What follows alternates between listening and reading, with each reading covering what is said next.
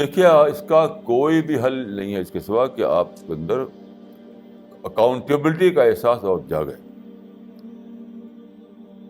جتنا زیادہ جاگے گا اکاؤنٹیبلٹی کا احساس, اتنا ہی یہ چیز ختم ہوگی. جیسے کہ میں نے ابھی حدیث سنائی تھی آپ کو کہ رسول اللہ کی مجلس میں لوگ بولتے تھے, آپس میں باتیں کرنے لگتے تھے آپس میں, تو قرآن میں آیا کہ یہ طریقہ تمہارا غلط ہے. تو آتا ہے کتابوں میں کہ اس کے بعد وہ اس سے چپ بیٹھتے تھے جیسے کہ ان کے سروں پہ چڑیا رکھی ہوئی, چڑیا بیٹھی ہوئی ہوں کہ اگر بولے تو چڑیا اڑ جائے گی.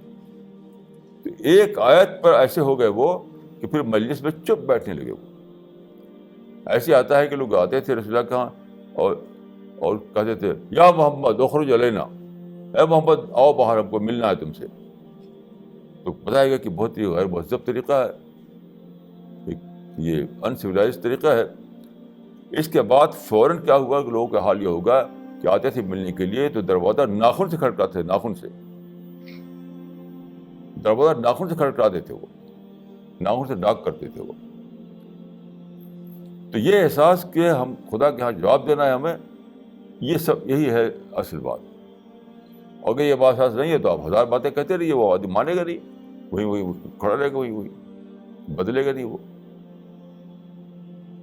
بدلے گا نہیں. بدلنے کا راز یہ ہے کہ اکاؤنٹیبلٹی کا احساس آدمی کے اندر پیدا ہو کہ جو میں کہہ رہا ہوں. لوگ ایسا سمجھتے ہیں عام طور پر کہ نماز پڑھ لیا تو بس سارا کام ہو گیا.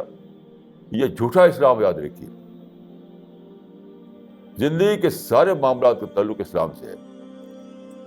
مطلب کیسے بولیں, کیسے بیٹھیں, کیسے بیہیو کریں, وہ سب کا تعلق اسلام سے ہے. آپ کی زبان پر, آپ کی سوچ پر, آپ کے بیہیویئر پر, ہر چیز پر اسلام کو کنٹرول ہونا چاہیے, تب آپ کو پیراڈائز ملے گی.